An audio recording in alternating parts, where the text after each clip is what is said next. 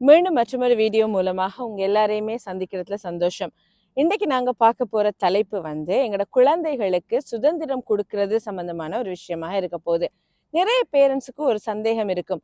பிள்ளைகளுக்கு இந்த ஃப்ரீடம் கொடுக்கிறது சரியா? நாங்க கொடுக்குற ஃப்ரீடம் கூடவா? அல்லது நாங்க எங்களோட பிள்ளைகளை ரொம்பவே கட்டுப்படுத்துறோமா? ஃப்ரீடம் இல்லாம வளர்க்குறோமா? அப்படிங்கிற ஒரு கேள்வி நிறைய பேருக்கு இருக்கும். ஸோ இந்த வீடியோ மூலமாக நாங்க பார்க்க போறது எந்த அளவு சுதந்திரம் உங்களோட குழந்தைகளுக்கு கொடுக்கணும், அல்லது அவங்களோட வயசுக்கு ஏற்ற மாதிரி எந்த அளவு சுதந்திரம் அவங்களுக்கு தேவை, எது மிதமிஞ்சிய சுதந்திரம், அல்லது இந்த சுதந்திரம் அப்படிங்கிறது, இந்த ஃப்ரீடம் அப்படிங்கிறது நீங்க என்னென்ன விஷயங்கள்ல கொடுக்கலாம் அப்படிங்கிறத பத்தி பார்க்கறது தான் இந்த வீடியோ மூலம் கொடுக்கப்படுற இன்சைட்டாக இருக்க போகுது. ஸோ என்னோட வீடியோ பார்க்குறவங்க எல்லாருக்குமே விளங்கியிருக்குமே இந்த வெதர் எப்படி இருக்கு அப்படின்னு சொல்லி நல்லாவே ஒரு ஒரு பனி மூட்டமான அல்லது பனி ஸ்னோவான ஒரு வெதராக இருக்குது. பெருசா கூல் இல்லை அப்படின்னு சொன்னாலும் வெதர் நல்லாவே இருக்குது. ஸோ இந்த மரங்கள்ல எப்படி ஒரு பனி பூத்து இருக்குதோ அது மாதிரி எங்களோட குழந்தைகளோட வளர்ச்சிக்கும் அல்லது எங்களோட குழந்தைகள் எப்படி எதிர்காலத்துல ப்ரெசென்ட் ஆக போறாங்க அப்படிங்கிறதுக்கு எந்த அளவு இப்படி பனி அந்த ஸ்னோ இருக்கோ அது மாதிரி அவங்களுக்கு ஒரு ஒரு போதிய அளவு சுதந்திரம் அப்படிங்கிறது கட்டாயம் தேவையா இருக்க போகுது. ஸோ இந்த சுதந்திரம் அப்படிங்கிறது நிறைய விஷயங்கள்ல பிள்ளைகளோட வளர்ச்சியில தாக்கம் செலுத்தும். நீங்க எப்பவுமே உங்களோட குழந்தைகளை ஒரு இறுக்கமான சூழ்நிலையில அல்லது நீங்க எதற்கெடுத்தாலும் அவங்கள கட்டுப்படுத்தி கொண்டு வழி தவறிடுவாங்க அப்படிங்கிற பயத்துல நிறைய கண்ட்ரோலை நீங்க பிள்ளைகளை பிரயோகிக்கிற நேரம் அது பிள்ளைகள்ல ஒரு எதிர்பாராத அல்லது ஒரு எதிரான விஷயமாக மாறுறதுக்கான வாய்ப்புகள் இருக்க போகுது. சில பேரண்ட்ஸ் சொல்றதை நாங்க கேட்டிருப்போம், எங்களோட பிள்ளை எல்லாமே எங்கள தான் டிபெண்ட் ஆகி இருக்கும், தனியை நாங்க எதுவுமே செய்ய விட மாட்டோம், எதிர்ந்தாலுமே கேட்டுத்தான் செய்வான் அப்படின்னு சொல்லி. ஸோ இந்த நேரம் என்ன நடக்கும் அப்படின்னு சொன்னா உங்களோட பிள்ளைகள் அவங்க வாழ்க்கையில எதிர்காலத்துல சுயமாக ஒரு முடிவு அல்லது ஒரு டிசிஷன் மேக் பண்றதுக்கு அவங்களுக்கு தெரியாத அல்லது குறைபாடான பிள்ளைகளா உருவாகிறதுக்கான வாய்ப்புகள் இருக்கு. ஸோ நீங்க எந்த குழந்தையை இண்டிபெண்டா வளர்க்குறீங்களோ, நல்ல ஒரு ஃப்ரீடம் கொடுத்து வளர்க்குறீங்களோ, அந்த குழந்தைகள் வாழ்க்கையில அவங்களுக்கு தேவையான சவால்களை அவங்க தைரியமா முன்னெடுக்கிறதுக்கும், அவங்க தனக்கு தேவையான சரியான முடிவுகளை எடுத்துக்கொள்றதுக்கும், அல்லது தோல்விகள் ஏற்படுற நேரம் அதை எதிர்கொள்றதுக்கு தாங்கிக் கொள்றதுக்கான ஒரு சக்தியோட உருவாகிறதுக்குமா இந்த ஃப்ரீடம் அப்படிங்கிறது தேவையா இருக்கு. சரி, இப்போ ஒரு கேள்வி கேட்பீங்க, ஒவ்வொரு வயசு இருக்கு இல்லையா அந்த பிள்ளைகளுக்கு, என்ன மாதிரியான சுதந்திரம் கொடுக்கலாம் அப்படின்னு சொல்லி. ஸோ இப்போ நான் சொல்ல போறது குறிப்பிட்ட வயதுகள்ல என்னென்ன விஷயங்கள்ல நீங்க ஃப்ரீடமா உங்களோட பிள்ளைகளை இயங்க விடலாம் அப்படிங்கிறத பத்தி. இப்போ இந்த டாட்லர் ஃபேஸ் இருக்கு இல்லையா, அந்த 2 தொடக்கம் ஒரு 4 வயசான பிள்ளைகள் அப்படின்னு சொல்லுவோம், இந்த ப்ரீ ஸ்கூலுக்கு முன் பிள்ளைகள், இவங்களுக்கு என்ன மாதிரியான சுதந்திரம் தேவை அல்லது கொடுக்கலாம் அப்படின்னு சொன்னா, நாங்க பெற்றோர்கள் எல்லா விஷயங்களையுமே நாங்களே செலக்ட் பண்ணாம பிள்ளைகளோட தெரிவுக்கு கொஞ்சம் முக்கியத்துவம் கொடுக்கணும். உதாரணமா ஒரு ஸ்நாக்ஸ் சாப்பிட போறாங்க அப்படின்னு சொன்னா உங்களுக்கு ஈவினிங் என்ன ஸ்நாக் வேணும், அல்லது நீங்க இப்போ ஒரு வெளியே போறீங்க, ஒரு உடுப்பு உடுக்க போறீங்க, அல்லது வீட்டுல குளிச்சது பிறகு ஒரு ட்ரெஸ் ஒன்று உடுக்க போறாங்க அப்படின்னா எந்த உடுப்பு, இந்த டிஷர்ட்டா இந்த டிஷர்ட்டா. ஸோ இப்படியான விஷயங்கள்ல நீங்க சின்ன வயசுல இருந்து பிள்ளைகளுக்கு அந்த சாய்ஸஸ் அப்படிங்கிற ஒரு ஃப்ரீடம் கொடுக்குற நேரம் பிள்ளைகள் சரியான தெரிவுகள் செய்யணும் அப்படிங்கிறத பழகிக்கொள்ளுவாங்க. அதே இது இப்ப ஸ்கூல் போற பிள்ளை, ஒரு 7 தொடக்கம் 12 வயதான ஒரு பிள்ளை அப்படின்னு சொல்லி வைக்கலாம்.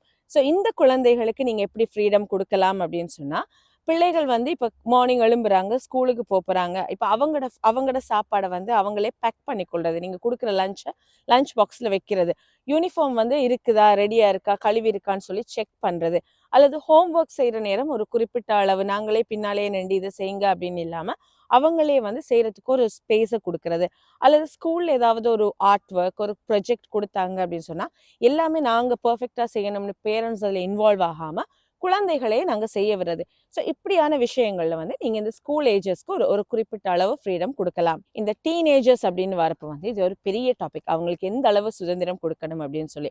சில விஷயங்கள் அவங்களே முடிவெடுக்கிற மாதிரி, சில விஷயங்கள்ல அவங்களே தெரிவு செய்யற மாதிரியான சுதந்திரங்கள் கட்டாயம் கொடுக்கப்பட வேண்டும்.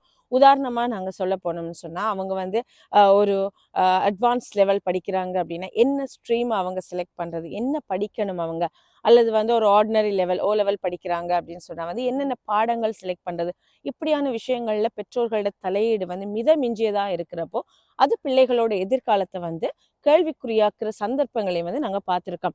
ஸோ இந்த டீனேஜர்ஸ் அப்படின்னு வரப்போ அது ஒரு பரந்த தலைப்பு, அதை நாங்க விரிவா அவங்களோட படிப்பு சம்பந்தமா இன்ஷால்லா இன்னொரு வீடியோல நாங்க அதை பார்க்கலாம். ஸோ அடுத்தது நாங்க பார்க்க போறது இந்த சுதந்திரம் கொடுக்கிற நேரம் நீங்க உண்மையிலே பிள்ளைகளோட அந்த மெச்சூரிட்டி லெவலை நீங்க கட்டாயம் அனலைஸ் பண்ணணும். எல்லா குழந்தைகளும் ஒரு மாதிரி இல்லை. சில பிள்ளைகள் வயதுக்கு மீறிய அனுபவம் அல்லது புத்திசாலித்தனமுடைய குழந்தைகளாக இருக்கும். சில பிள்ளைகள் வயதை விட குறைந்த அடைவு மட்டத்துல இருக்கும். ஸோ இந்த விஷயத்தையும் நீங்க கண்டிப்பாக கன்சிடர் பண்ணணும். அது மட்டும் இல்லாம இந்த கம்யூனிகேஷன், பேரண்ட்ஸ் பிள்ளைகளோட சரியாக வந்து இந்த ஃப்ரீடம் சம்பந்தமாக கம்யூனிகேட் பண்ணணும். உங்களோட வேலைகள் என்ன, நீங்க அதை எப்படி எல்லாம் செய்யணும், உங்களுக்கு இந்த அளவு சுதந்திரம் கொடுக்கப்பட்டிருக்கு அப்படிங்கிறத பத்தி நீங்க வந்து கம்யூனிகேட் பண்ணணும். அடுத்த முக்கியமானதான் வந்து இந்த சுதந்திரத்துக்கும் கிளியர் பவுண்டரிஸ், நீங்க கொடுக்குற செட் பண்ற ரூல்ஸுக்கும் இடையில வந்து கட்டாயம் ஒரு கண்ட்ரோல் இருக்கணும். சுதந்திரம் அப்படிங்கிறது வந்து பிள்ளைகளுக்கு தெளிவா சொல்லணும். நீங்க நினைச்ச நேரம் எல்லாம் டிவியோ போனோ பாக்குறது சுதந்திரம் இல்ல. இது வந்து பவுண்டரிக்குள்ள வரும். ஒரு நாளைக்கு 1 hour நீங்க டிவி பார்க்கலாம் அப்படின்னா அவ்வளவுதான் அப்படிங்கிறது. ஸோ நீங்க எப்பவுமே அதை வந்து தெளிவா வலியுறுத்தணும். உங்களோட கிளியர் பவுண்டரிஸ் என்ன அப்படின்னு, அதர் கன்சிக்வன்சஸ், நீங்க அதை சுதந்திரமாக எடுத்துக்கொள்ற நேரம், உங்களுக்கு அந்த ஃப்ரீடம் கொடுத்துருக்கோம், ஓகே 1 hour நீங்க டிவி பார்க்கலாம், அதை நீங்க வந்து எக்ஸஸா ஆக்குற நேரம் என்னென்ன கன்சிக்வன்சஸ், என்னென்ன பிழைகள் நடக்கலாம், அதுல என்னென்ன பிரச்சனைகள் வரலாம், இந்த மாதிரியான கம்யூனிகேஷன் நீங்க கட்டாயம் பிள்ளைகளோட இருக்கணும். அதே மாதிரி தான் இந்த ஃபினான்ஷியல் ஃப்ரீடம் அப்படின்னு சொல்லுவோம். பிள்ளைகளுக்கு இந்த பணம் சம்பந்தமான ஒரு சுதந்திரம் இருக்கு. நீங்க உங்களுக்கு தேவையான செலக்ட் பண்ணலாம், வாங்கலாம் அப்படிங்கிற சுதந்திரம் ஒரு லிமிட்டுக்குள்ள இருக்கணும். நிறைய பேரண்ட்ஸ் வந்து நாங்க ஃப்ரீடம் கொடுக்குறோம்ன்றதுக்காக பிள்ளைகளோட கையில காசு கொடுப்பாங்க. ஸோ இதால என்ன நடக்கும், பணம் மீதான பிள்ளைகளோட அந்த மதிப்பு இல்லாம போகும். அடுத்தது வந்து தவறான வழியில அந்த பிள்ளைகள் வந்து வழி நடத்தப்படுவதற்கான ஒரு வாய்ப்பாக இருக்கும். ஸோ இதை நீங்க தெளிவா உங்களோட பிள்ளைகள்கிட்ட வந்து கம்யூனிகேட் பண்ணணும். உங்களுக்கு நாங்க வந்து காசு தாரது உங்களோட சுதந்திரம், ஆஃப்கோர்ஸ் உங்களுக்கு ஃப்ரீடம், பட் அது எவ்வளவுன்னு லிமிட் பண்றது ஒரு பவுண்டரி. அந்த லிமிட்டேஷன் வந்து ஒரு செட் ஆஃப் ரூல்ஸுக்குள்ள வரப்போகுது. ஸோ இவ்வளவுதான். உங்களுக்கு உங்களுக்கு தேவையான ஒரு விஷயத்துக்கு ஸ்கூல்ல நீங்க ஒரு ட்ரிப் போறீங்களா, உங்களுக்கு ஒரு குறிப்பிட்ட தொகை தாரம் அப்படின்னு சொன்னா, இதுக்கு மீறி உங்களுக்கு தாரதோ நீங்க எதிர்பார்க்கிறதோ உங்களுக்கு கொடுக்குற ஃப்ரீடம் நீங்க வயலேட் பண்றீங்க. ஸோ இந்த மாதிரியான கம்யூனிகேஷன் உங்களோட குழந்தைகளோட நீங்க எப்பவுமே ஏற்படுத்தி கொள்ளணும். இந்த ஃப்ரீடம் சம்பந்தமா பேசுறப்போ வந்து இன்னொரு முக்கியமான ஒரு விஷயத்தை நான் பெற்றோர்களுக்கு வந்து ஒரு விழிப்புணர்வா தரணும் அப்படின்னு சொல்லி நினைக்கிறேன். நிறைய பேர் நம்ம பார்த்திருப்போம், இந்த ஓவர் ப்ரொடெக்டிவ் பேரண்ட்ஸ், எந்த குழந்தையை நான் தான் பாதுகாக்கணும், எதற்கெடுத்தாலும் என் பிள்ளைக்கு ஏதாவது நடந்துரும் அப்படிங்கிற பயத்துல வந்து நான் தான் அந்த பிள்ளையை எப்பவுமே சேஃப்கார்ட் பண்ணணும் அப்படிங்கிற மனநிலை சில பேரண்ட்ஸுக்கு, ஏன் பல பேரண்ட்ஸுக்கு வந்து இருக்கும். ஸோ எப்பவுமே நாங்கள் எங்களோட பிள்ளைகள் நல்லா இருக்கணும்னு நினைப்போம். அது வந்து ஃபேர் எனஃப், அது வந்து ஒரு ஒரு நியாயமான ஒரு எண்ணம். ஆனா வந்து நாங்க இப்படி எங்களோட குழந்தைகள் வந்து ஓவர் ப்ரொடெக்ட் பண்றதால எங்களோட குழந்தைகள் சுயாதீனமாக இயங்கக்கூடியவர்களாக உருவாகிறதுக்கான வாய்ப்பு வந்து இல்லாம போகும். ஸோ நீங்க ஒரு சின்ன பிள்ளைய வந்து ப்ரொடெக்டடா வளர்க்குறது அது ஓகே. பட் ஒரு பிள்ளை வந்து ஸ்கூலுக்கு போக தொடங்கிருச்சு அப்படிங்கிறப்போ அந்த பிள்ளைக்குண்டு ஒரு அளவான சுதந்திரம் நீங்க கட்டாயம் கொடுக்கணும். இதுல என்ன நடக்கும்னு சொன்னா, நீங்க ஓவர் ப்ரொடெக்டிவா உங்களோட குழந்தைகளை வளர்க்குற நேரம் ஒன்று வந்து உங்களோட பிள்ளைகள் வந்து தானாக இயங்கக்கூடிய ஆற்றல் மற்றும் தானாக இயங்கக்கூடிய தைரியமற்ற குழந்தைகளாக உருவாகிறதுக்கான ஒரு வாய்ப்பு இருக்கு. அடுத்தது வந்து பிள்ளைகள் கம்பேர் பண்ண தொடங்கும். தன்னோட ஃப்ரெண்ட்ஸுக்கு கிடைக்கிற ஃப்ரீடம் நமக்கு கிடைக்குது இல்லை அப்படின்னு எப்போ உங்களோட குழந்தை கருத ஆரம்பிக்குதோ அந்த நேரம் பெற்றோர் மீதான ஒரு வெறுப்பா அது உருவாகிறதுக்கான வாய்ப்பு இருக்கு. ஸோ இந்த வெறுப்பு ஒரு டீனேஜ் ஆகிற நேரம் வளர்ந்து நீங்க சொல்ற எதையுமே உங்களோட குழந்தைகள் கேட்காத ஒரு நிலைக்கு, ஒரு அபாயத்துக்கு வரக்கூடிய ஒரு சந்தர்ப்பமும் அமையக்கூடும். ஸோ எப்பவுமே நீங்க உங்களோட குழந்தைகள் வந்து ஓவர் ப்ரொடெக்டிவாக வளர்க்குறத அல்லது உங்களோட கைக்குள்ளேயே உங்களோட குழந்தைகள் இருக்கணும் அப்படின்னு நினைக்கிறத விட்டுட்டு, இந்த பரந்த உலகத்துல நிறைய விஷயங்கள் இருக்கு.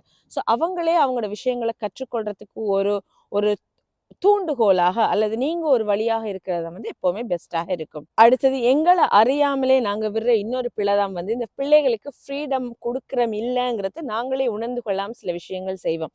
நீ இதைத்தான் சாப்பிடணும், நீ இதைத்தான் ட்ரெஸ் பண்ணணும், நீ இந்த நேரம் தான் படிக்கணும் அப்படின்னு சொல்லி. சரி, அப்போ ஓகே, நான் பிள்ளைக்கு ஹெல்தியா சாப்பாடு கொடுக்கணும், நல்லா படிப்பிக்கணுமே, அப்ப நீங்க இப்படி சொல்றீங்களே சுதந்திரம் இல்லைன்னு சொல்லி, அப்ப என்ன செய்யணும்ன்ற கேள்வி ஒன்று இருக்கு. எப்பவுமே குழந்தைகளோட நீங்க கம்யூனிகேட் பண்ணுங்க. நீங்க பிள்ளைகளோட சேர்ந்து ஒரு ஷெட்யூல் போடுங்க. உங்களோட ஷெட்யூலுக்கு அல்லது நீங்க சொல்ற டைம் டேபிளுக்கு பிள்ளைகள் இயங்கணும் அப்படின்னு சொல்லி எதிர்பார்க்கறதுக்கு வந்து அது வந்து உயிருள்ள குழந்தைகளை தவிர அதுகள் வந்து ஒரு பொம்மைகள் அல்ல அப்படிங்கறத நாங்க எப்பவுமே ஞாபகம் வச்சுக்கொள்ளணும். ஸோ நீங்க பிள்ளைகளோட சேர்ந்து ஓகே, என்ன சமைப்போம், என்ன சாப்பிடுவோம், நாளைக்கு வந்து பிரேக்ஃபாஸ்ட் என்ன செய்வோம், ஸ்கூலுக்கு இதை கொண்டு போறீங்களா, இல்லாட்டி 2 ஆப்ஷன் கொடுங்க. படிக்கிற நேரத்தை வந்து நீங்க வந்து ஷெட்யூல் பண்ணுங்க. ஓகே, நீ வந்து வந்து இந்த டைம் ஹோம்ஒர்க் செய்ய போறீங்களா, இவ்வளோ நேரம் படிக்க போறீங்களா, டிவி பார்க்க போறீங்களா முதல்ல. ஸோ இந்த மாதிரியான டிஸ்கஷன் உங்களோட குழந்தைகளோட வைங்க. ஒரு குறிப்பிட்ட வயதுக்கு மேல ஒரு 7 வயதை பிள்ளை தாண்டிடுச்சு அப்படின்னு சொன்னா, ஒரு உடுப்பு எடுக்க போறேன்னு சொன்னா பிள்ளைகளோட சாய்ஸுக்கு வந்து சில உடுப்புகளை கேளுங்க. அவங்க கேட்குற எல்லாமே வாங்கி கொடுக்கணும், அந்த சுதந்திரம் கொடுக்கணும் அப்படின்னு நான் சொல்ல வரல. பட் நீங்க உங்களோட பட்ஜெட்டை சொல்லுங்க. ஓகே, இந்த தொகைக்குள்ள நீங்க ஒரு ட்ரௌசர் செலக்ட் பண்ணி காட்டுங்க. உங்களுக்கு பிடிச்சோண்ட வாங்குவோம் நாங்க. இந்த தொகைக்குள்ள நீங்க வந்து உங்களுக்கு தேவையான ஒரு விளையாட்டு பொருளை பாருங்க. ஸோ இப்படியான விஷயங்கள் நீங்க பிள்ளைகளோட டிஸ்கஸ் பண்ணி அவங்களோட கருத்துக்களுக்கு மதிப்பளித்து அந்த ஃப்ரீடம் நீங்க கொடுக்குற நேரம் மற்றவர்களோட கருத்துக்களுக்கு மதிப்பளிக்கணும் அப்படிங்கிறத அந்த குழந்தை பழகிக்கொள்றதோட தானும் எதிர்காலத்துல தன்னோட பார்ட்னர், தன்னோட ஸ்பவுஸ், தன்னோட குழந்தைகளுக்கான அந்த மரியாதையை கொடுக்கிற குழந்தைகளாக வளர்றதுக்கான வாய்ப்புகள் வந்து 100% அப்படின்னு கூட சொல்லலாம்.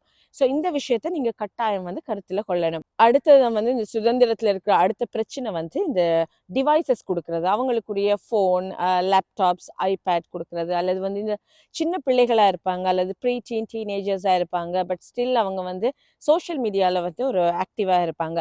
ஸோ இந்த இதை நீங்க எப்படி கையாளலாம் அப்படின்னு சொன்னா, நாங்க எல்லாத்துக்குமே நோ சொல்றது வந்து பிள்ளைகளுக்கு ஒரு சலிப்பை, எரிச்சலை ஊட்டும். ஸோ நீங்க குழந்தைகளோட கம்யூனிகேட் பண்ணலாம். ஓகே, ஒரு குறிப்பிட்ட காரணத்துக்காக படிக்கிறதுக்காக நீங்க ஒரு ஃபோன் யூஸ் பண்றீங்க. ஓகே, சோஷியல் மீடியால வந்து நீங்க இருக்கிறீங்க, பரவாயில்ல. பட் உங்களோட பாஸ்வேர்டு எங்களுக்கு தெரியணும். அல்லது நீங்க என்ன மாதிரி யாரோட பேசுறீங்கிறது எங்களுக்கு தெரியணும். உங்களோட நண்பர்கள் யாருங்கிறது எங்களுக்கு தெரியணும். ஸோ உங்களுக்கு கொடுக்கப்பட்ட சுதந்திரம் உங்களுக்குரிய ஃபோன், அல்லது உங்களுக்கு கொடுக்கப்பட்ட சுதந்திரம் ஒரு வளர்ந்த குழந்தை அப்படின்னு சொன்னா வந்து சோஷியல் மீடியால ஒரு அக்கௌண்ட் மெயின்டைன் பண்றது. பட் அதுல வந்து எங்களோட பவுண்டரிஸ், எங்களோட கண்ட்ரோல் என்ன?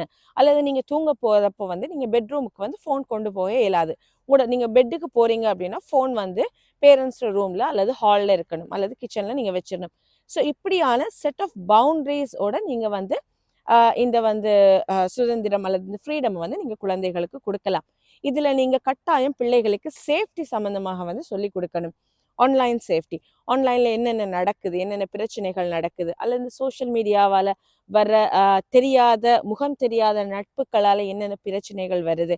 அப்படி இல்லைன்னு சொன்னா இந்த ஸ்கேமர்ஸ், காசு விஷயங்கள்ல வந்து பண விஷயங்கள்ல என்னென்ன ஸ்கேம் நடக்குது, அல்லது வந்து சிம்பிள் சேஃப்டி, நீங்க சுதந்திரமாக தனியாக வெளியே போற நேரம், அல்லது வந்து பின்னேரங்கள்ல இரவையில நீங்க விளையாட போற நேரம் என்னென்ன நடக்கும், அல்லது வந்து இந்த குழந்தைகளுக்கு எதிரான, பெண்களுக்கு எதிரான வன்முறைகள் என்ன, இப்படியான சேஃப்டி சார்ந்த விஷயங்களை நீங்க பிள்ளைகளோட கம்யூனிகேட் பண்றது நேரம் பிள்ளைகளுக்கு வந்து அவங்களுக்கு கிடைக்கிற சுதந்திரத்தோட அந்த இம்பார்ட்டன்ஸ் தெரியறதுக்கான வாய்ப்புகள் இருக்கும். ஸோ இப்படியான விஷயங்களை நீங்க உங்களோட குழந்தைகளுக்கு சுதந்திரம் கொடுக்குற நேரம் அதோட இம்பார்ட்டன்ஸையும் சொல்லி பிள்ளைகளோட வயதிற்கும் மெச்சூரிட்டிக்கும் ஏற்ற மாதிரியான ஃப்ரீடமை வந்து குழந்தைகளுக்கு கொடுக்குற நேரம் எங்களோட இளஞ்சந்ததிகள் நாளைக்கு ஒரு நல்ல சந்ததியாக, ஒரு நல்ல மனப்பாங்கு வளர்ச்சி உடையவர்களாக உருவாகிறதுக்கு நாங்கள் வழிகொள்ளலாம் அப்படிங்கிறதோட மீண்டும் மற்றொரு வீடியோ மூலமாக மீண்டும் மற்றொரு தலைப்போட உங்களை எல்லாரையுமே சந்திக்கிற வரைக்கும் உங்களிடமிருந்து விடைபெறுகிறேன். நன்றி.